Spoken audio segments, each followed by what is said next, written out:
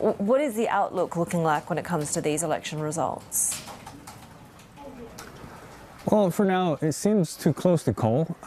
There's a lot of polls that indicate that the main opposition party, which is called the Democratic Party, is gaining about 30% in support, whereas the ruling party is gaining about mid 30%. So you might think that, hey, it's the ruling party is going to win the parliament, but there's sort of a wrinkle to this, which is that there's a third party that's been launched by a former justice minister that's gaining about 12% in the latest poll before the election.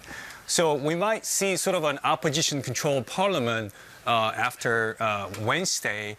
And just the fact that the person that founded that third party is kind of more or less aligned with the Democratic Party.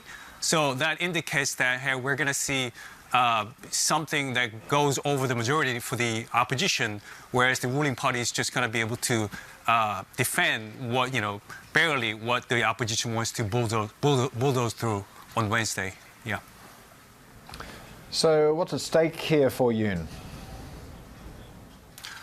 Well, this vote on Wednesday is largely a sort of a vote of confidence in Yoon for the last 2 years of agenda and policies that he's pushed through, which includes his efforts to try to promote stronger ties with the allies, the U.S., also with Japan, and also he's been trying to sort of cut a lot of taxes for property owners, homeowners.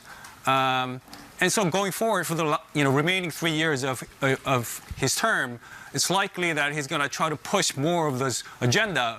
But if opposition holds sort of the majority of parliament, it's going to be very difficult for him to get legislative cooperation. So that means he's going to have to rely a lot on administrative or presidential decrees to get his policies through.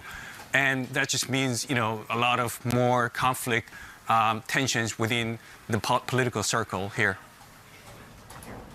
So we've talked a little bit about the economic issues and how a lot of voters will sort of be voting in terms of their wallet, right, their pocketbooks. So what are some of the other issues, social issues, that are top of mind for voters this time?